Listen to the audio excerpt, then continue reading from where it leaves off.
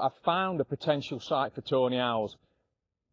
Last video up there explains a little bit more about that. Today what I want to do is try and take that potential and say for certain that there is a tawny owl in that tree. Could be difficult, could be a long wait, just patience, being quiet. Yeah, and hopefully we'll confirm that there's a tawny owl there, which will mean I've got a site to use as we continue through the year, and potentially some film and images. So yeah, let's see what we can do. We can only try.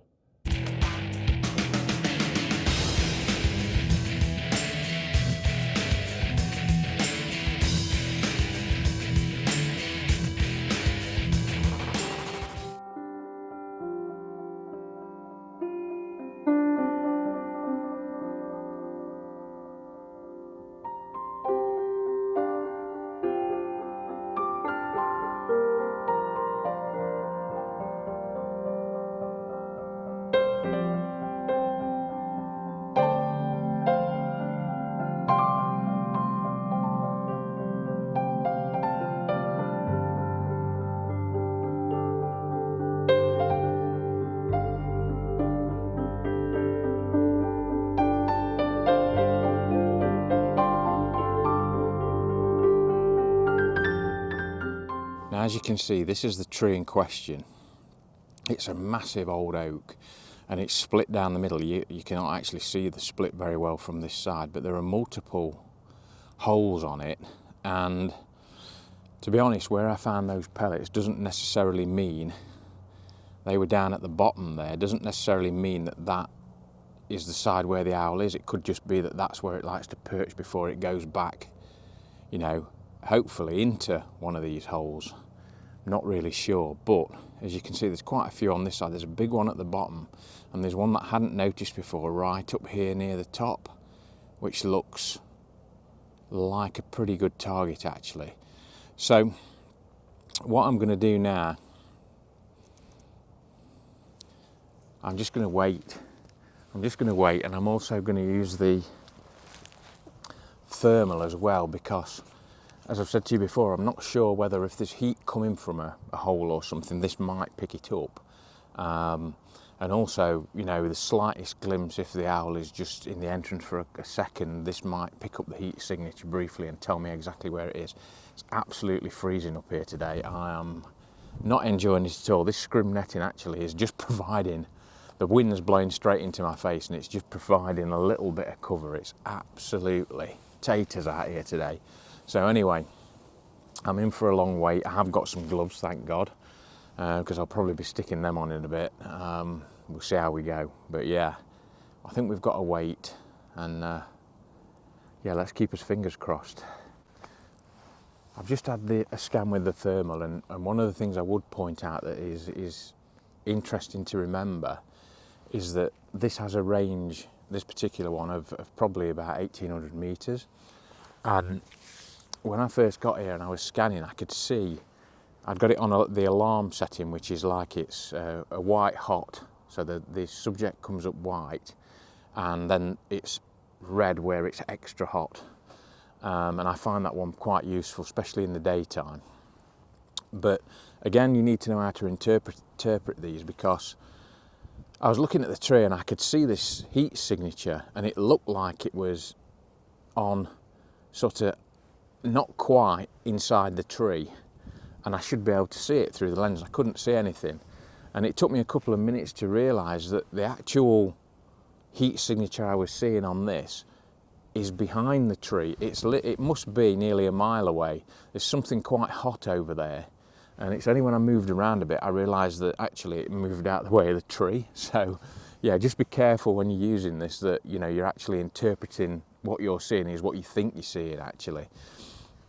I've not seen anything else yet, but yeah, I'm just gonna, it looks like we're gonna get a bit of rain now, which I was hoping we weren't gonna do, but we'll see how we go. I'm gonna stick it out and just keep watching this tree. I have to say I am about 35 to 40 metres away, so it's just comfy here on this old tree. That means I can sit down, and as I say, today is more about, you know, scouting the place out and finding out if there is actually a tawny owl in that tree. So it's not really about photography, but yeah, hopefully. I mean, it's 3 o'clock at the minute, so I think I've got probably at least an hour to wait if I'm going to get anything, but yeah, we'll keep trying.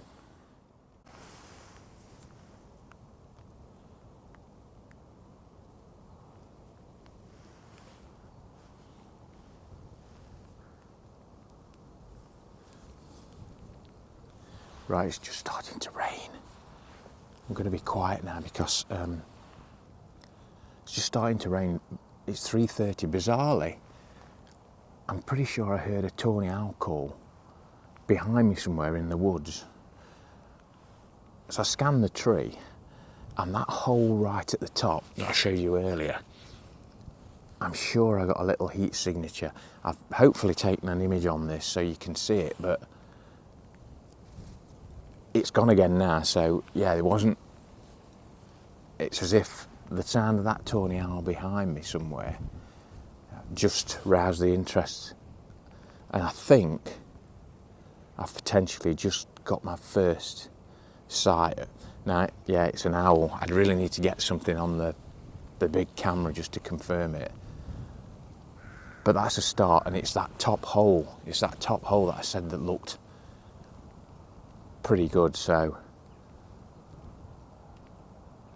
I just hope this rain holds off. I don't particularly want to be here getting wet through, but I can't really leave now.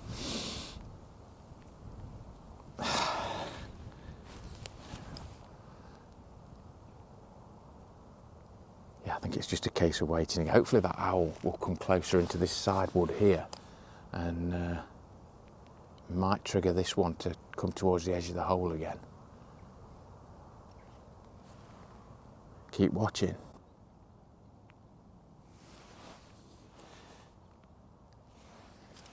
Just going to switch this to record.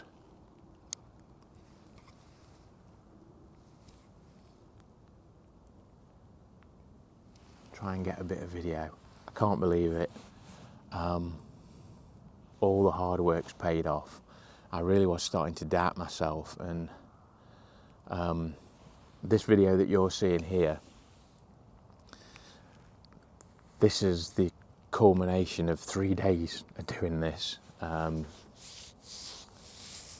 I think, well, I know what's caused it to happen, and it's the fact that I've heard a tawny behind me a couple of times, and it's obviously raised the interest of this one in this hole in this tree, and he's basically just sort of stuck his head out. I've nearly got a full headshot, I think.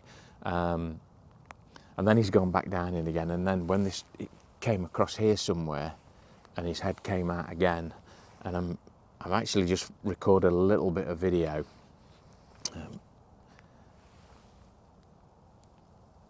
Yeah, he's virtually gone back in again now, and that tawny's shut up. So I think that's what's done it. I think, and the thing is, obviously, it's coming up to breeding season, so these owls will be starting to pair up and you know, assert domination over the territory, if you like, all that sort of stuff that goes on.